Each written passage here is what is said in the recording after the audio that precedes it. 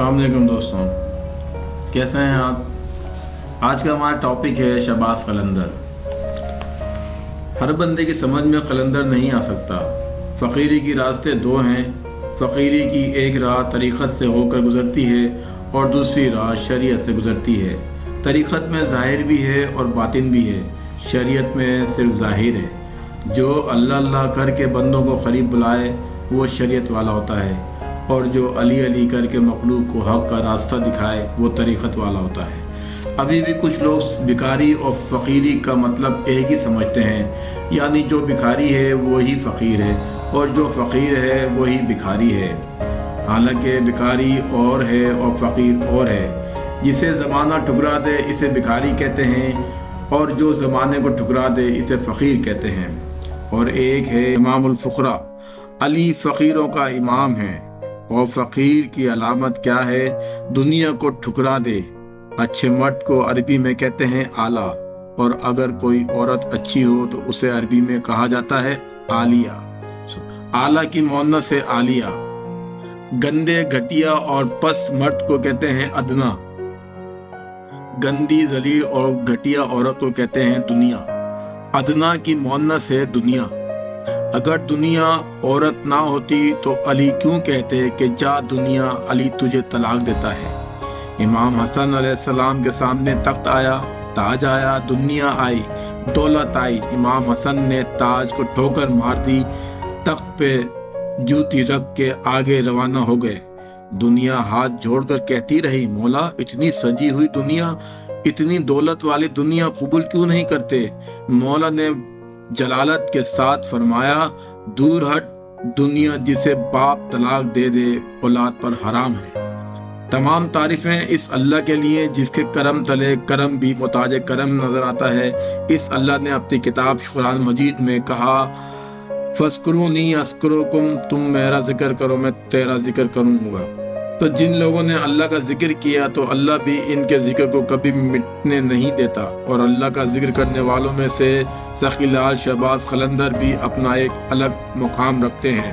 हज़रत शहबाज कलंदर का हज़्म नज़्म इमाम अली से तारीख़ ने कुछ यूँ लिखा है।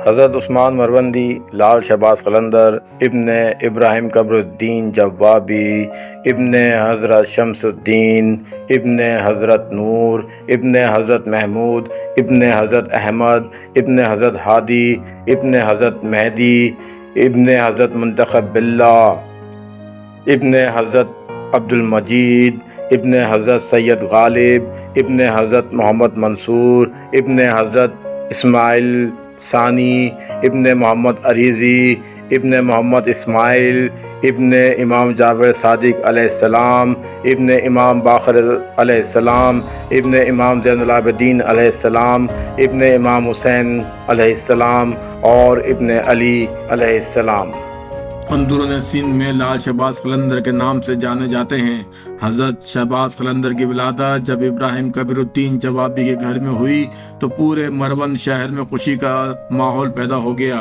और सब बड़े बड़े लोग हज़रत शहबाज कलंदर के दीदार के लिए हज़रत इब्राहिम कबीरुद्दीन के घर के बाहर जमा हो गए।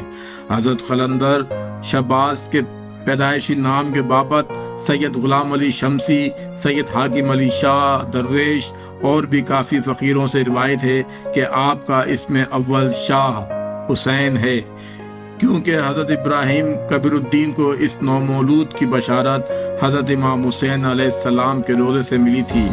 हज़रत लाल शहबाज कलंदर की वालदा हाकिम मरवन सैयद सुल्तान शाह की दुख्तर थीं।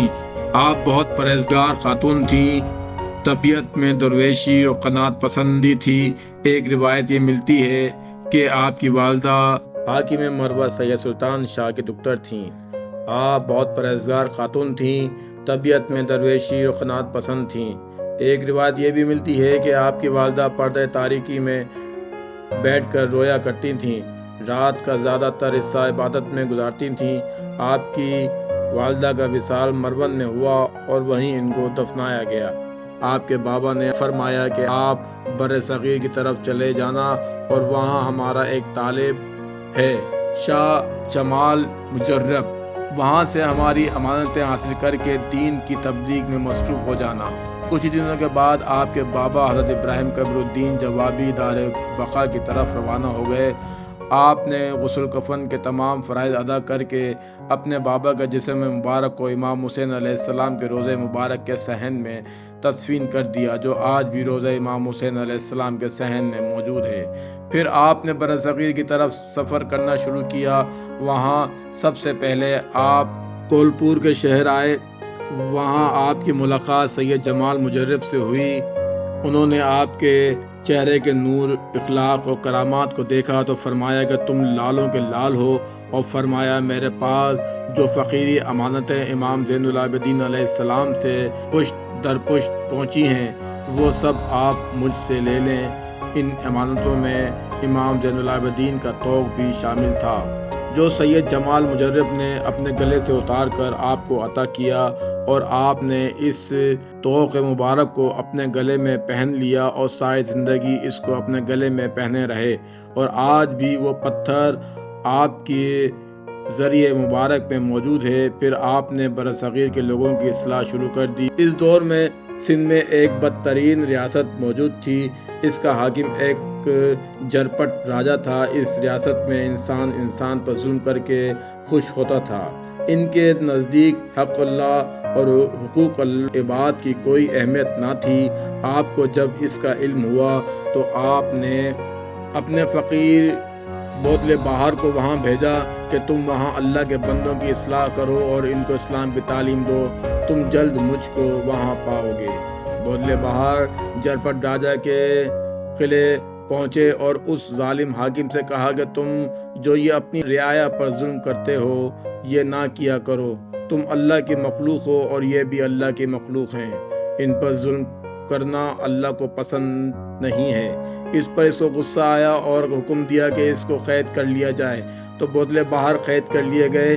شام کو جب شہباز قلندر نے دیکھا کہ کافی دیر ہو گئی ہے، بودلے بہار ابھی تک واپس نہیں آیا، تو صدا لگائے کہ بودلے بہار کہاں ہو؟ آواز آئی کہ میں قید کر لیا گیا ہوں۔ تو آپ نے کہا کہ اچھا واپس آ جاؤ۔ تب بودلے بہار بحکم خدا صحیح سلامت قلندر کے سامنے آ کھڑے ہوئے۔ پھر دوسرے روز دوبارہ بھیجا۔ وہ جب قلعے میں داخل ہوا تو حاکم اس کو دیکھ کر اور جلال میں آیا، اور اس نے کہا کہ یہ باہر کیسے چلا گیا؟ اس کو قید کرو اور صبح کو اس کو قتل کر دینا۔ پھر دوسرے روز دوبارہ بھیجا۔ وہ جب قلعے میں داخل ہوئے تو راجہ یہ دیکھ کر بہت حیران ہوا اور اسے بہت غصہ آیا۔ اس نے حکم دیا کہ اس کو قتل کر دیا جائے، تو چنانچہ بودلے بہار کو قتل کر دیا گیا۔ اس روز بھی جب شام کے وقت قلندر نے آواز دی کہ بودلے بہار کہاں ہو، تو وہاں سے آواز آئی کہ مجھے قتل کر دیا گیا ہے۔ قلندر نے کہا کہ اچھا واپس آ جاؤ۔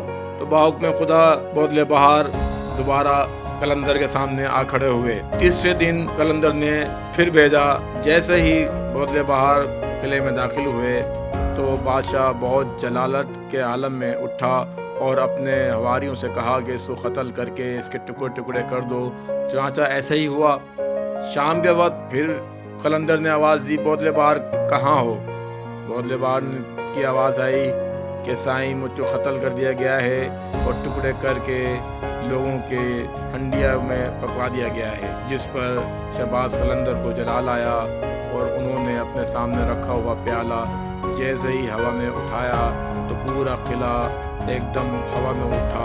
انہوں نے وہ پیالے کو الٹا کر دیا، یعنی کہ قلعہ اٹھا اور دوبارہ الٹا ہو کر زمین کے اندر دھس گیا۔